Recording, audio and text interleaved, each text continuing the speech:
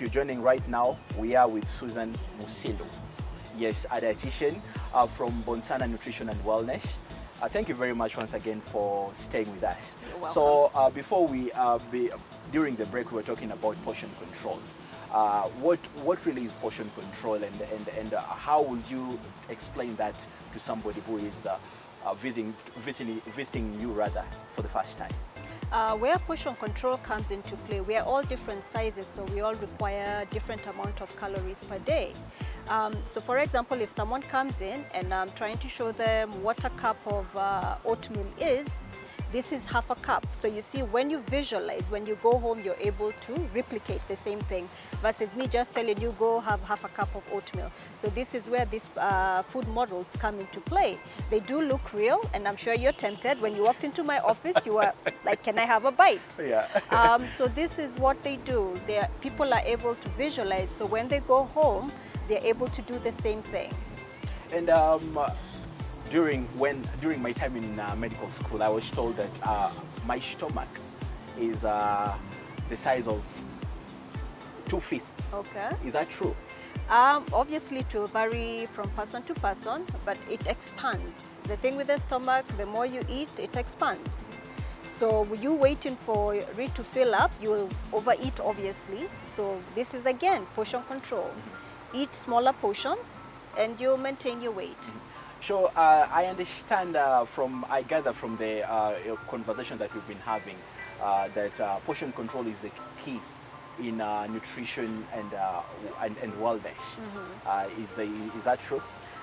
Portion control, also a balanced diet. You can't say portion control and eat the wrong foods. That's not going to work for you.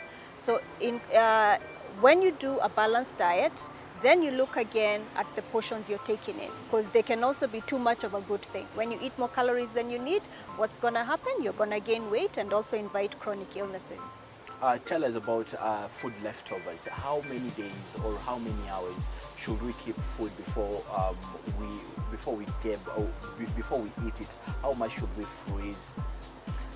Okay, the thing with leftovers, obviously it will depend on what kind of food. For things like the proteins, the animal sources of protein, like the chicken, fish and beef, those need to be refrigerated as soon as possible. Once they cool down, they need to be refrigerated. They can't sit on the counter.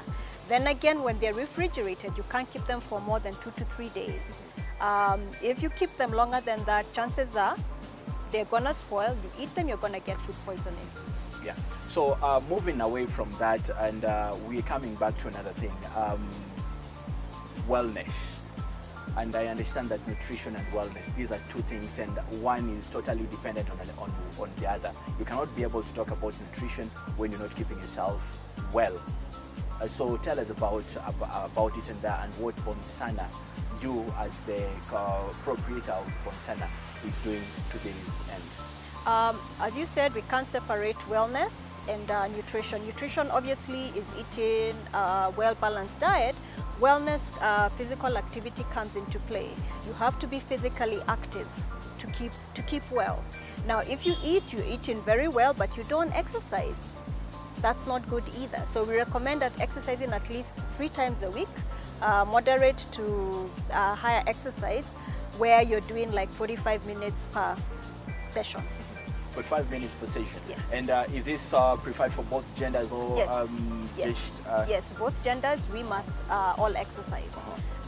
Regardless of whether you're normal weight, overweight or obese, we all need to be physically active most days of the week, but what's recommended is at least 3 days a week. And we are working class, and most of the people in Nairobi are working class, and they work maybe from Monday to Friday, and maybe they have a vehicle which takes them to and from work. And overweight is really a big issue. How would you advise such people, and what do you do?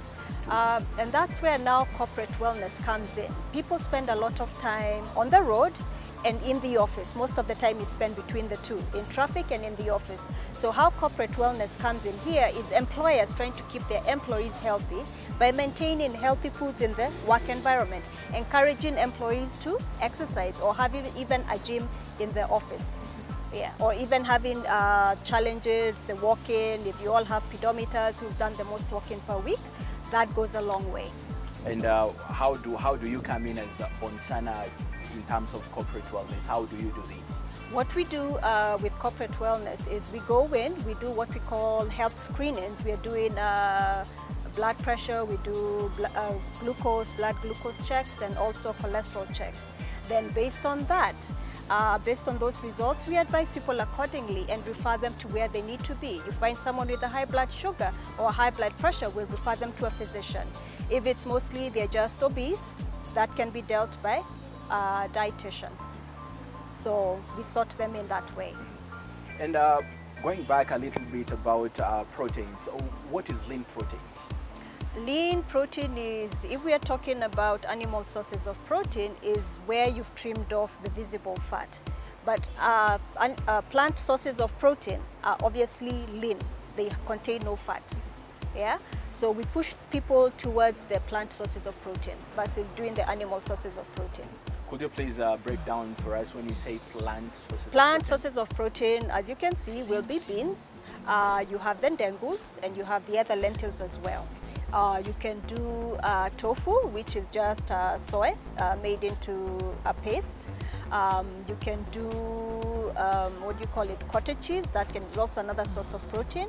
Yogurt, you get protein from yogurt. You can get it from chickpeas. You can get it from sesame seeds. Nuts and seeds basically contain protein and fat as well. And when you're talking about meat like this, then you have to peel it off. For instance, chicken, you have to peel off take off the skin. The skin. Yeah, that's where now the saturated fat is. What happens if you consume too much saturated fats? That will affect your cholesterol and also other bodily functions. Yeah. And also during the parties, should we have raw food and steamed? If you can, yes. People might not eat it, but if you're cooking, try to minimize the amount of fat you're using. More is not better here. You can use minimal oil or fat and the food is still flavorful. You spice it well with the natural herbs like the dania, the hohos, and so forth. And what is the importance of knowing your weakness? Like for me, I know that my weakness is in drinking yogurts and of course eating meat. Or what is the importance of me knowing my weakness when during this festive season? So you know where you're gonna stay away from. If you know you eat too much meat, stay away from the meat. Eat the other foods first, then come to the meat last. Chances are you'll be full. It's my weakness. I just said it. That's how you do it. That's how you go around it. Avoid where the meat is, eat the other stuff, then come last to the meat. Yes. And does it really work? It does work. Like if you have a buffet, and this is what I always tell people, serve your vegetables first, serve the meat last. Because it's human nature.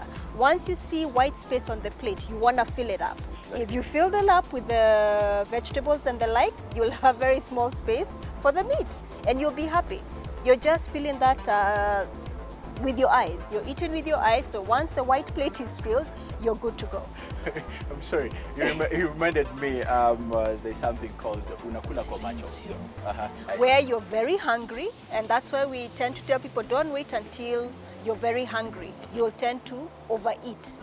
So pace yourself, eat every 3 to 4 hours, and you'll be okay. Don't starve yourself saying, I'll have a big meal when I get there.